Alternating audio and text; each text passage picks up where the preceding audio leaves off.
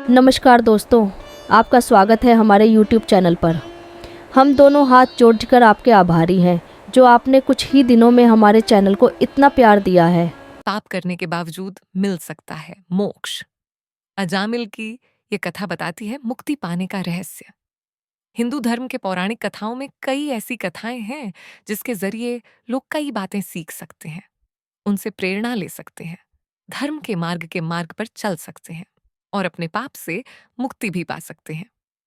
ऐसी ही एक दिलचस्प कहानी है अजामिल ब्राह्मण की, जिसका वर्णन श्रीमद् भागवत पुराण में है। ये कथा ये बताती है कि किस प्रकार धर्म से भ्रष्ट होने के बावजूद एक अच्छा कर्म आपको मोक्ष तक दिला सकता है। तो चलिए जानते हैं पूरी कथा। कथा के अनुसार अजामिल एक सदाचारी और सद्गुणों वाला ब्राह्मण था जो कन्नौज में रहता था। वह धर्मपरायण और सच्चा हृदय वाला व्यक्ति था। एक बार अजामिल जब जंगल से घर लौट रहा था तो रास्ते में उसने एक व्यक्ति को मदिरा पीकर एक वेश्या के साथ विहार करते देख लिया। यह सब देखकर उसका मन विचलित हो गया और अब वह मन ही मन उस वेश्या के बारे में सोचने लगा, उसे पाने की कामना करने लगा।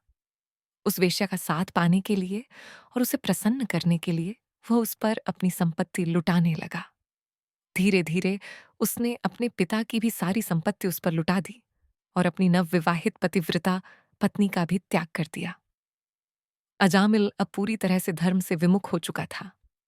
एक बार कुछ साधु उसके गांव में आए और उसके घर पर रात्रि में विश्राम करने की इच्छा जताई। अजामिल ने उनके सोने और खाने का प्रबंध कर दिया और उनका पूरा सेवया सत्कार किया। जब सुबह सभी संत तैयार होकर जाने लगे तो अजामिल ने उनसे क्षमा मांगते हुए कहा कि मैं कोई भगवान का भक्त नहीं हूं, बल्कि मैं तो एक महापापी हूं और मैं वेश्या के साथ रहता हूं। मैं आपको कोई दक्षिणा भी नहीं दे सकता। सारे साधु अजामिल की सेवा भाव से प्रसन्न थे, इसीलिए उन्होंने उससे कहा कि तुमने हमें आश्रय दिया और हमारा सेवा सत्कार किया, तो हमें दक्षिणा में अब कुछ नहीं चाहिए। लेकिन अगर तुम अपना कल्याण चाहते हो तो बताओ, तुम्हारे घर में कितने बच्चे हैं?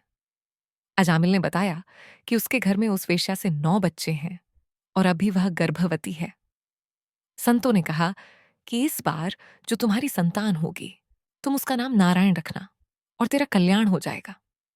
ये कहकर सभी संत चले गए। पुत्र के नाम ने अजामिल को दिलाया। मोक्ष कुछ समय पश्चात अजामिल को एक पुत्र हुआ और उसने उसका नाम नारायण रखा। अजामिल अपने बाकी सभी पुत्रों की तुलना में अजामिल से बहुत अधिक प्रेम करता था। वह हर समय अपने पुत्र को याद करता रहता और नारायण नारायण कहता रहता था। इस तरह समय बीत गया और अजामिल बहुत वृद्ध हो गया। मृत्यु उसके सर पर आ चुकी थी। एक दिन उसने देखा कि उसे ले जाने के लिए अत्यंत भयानक 3 यमदूत आए हुए थे। उन्हें देखकर उसके शरीर के रोए खड़े हो गए और वह बहुत भयभीत हो गया। उस समय उसका पुत्र नारायण कुछ ही दूरी पर खेल रहा था। यमदूतों को देखकर अजामिल अपने पुत्र को पुकारने लगा, नारायण नारायण मेरी रक्षा करो। भगवान विष्णु के दूत और यमराज के दूत के बीच बहस। जब भगवान के पार्षदों ने देखा कि अजामिल मरते समय नारायण नाम का जप कर रहा है तो वह वहां तुरंत आ पहुंचे। उस समय यमदूत अजामिल के शरीर से उसकी सूक्ष्म आत्मा को खींच रहे थे। भगवान विष्णु के दूतों ने तुरंत यमदूतों को ऐसा करने से रोका। यमदूतों ने कहा कि इसने जीवन भर केवल पाप और अधर्म किया है, ये नरक भोगने के योग्य है। इस पर भगवान विष्णु के दूतों ने कहा कि जिस पल इसने नारायण का नाम लिया, इस 4 शब्द ने इसके सारे पाप धुल दिए। उन्होंने कहा कि तुम जिसको ले जा रहे हो, इसने सभी जन्मों के पापों का प्रायश्चित कर लिया है, क्योंकि इसने विवश होकर ही सही, लेकिन अंतिम समय में भगवान के कल्याणकारी नाम का उच्चारण किया है।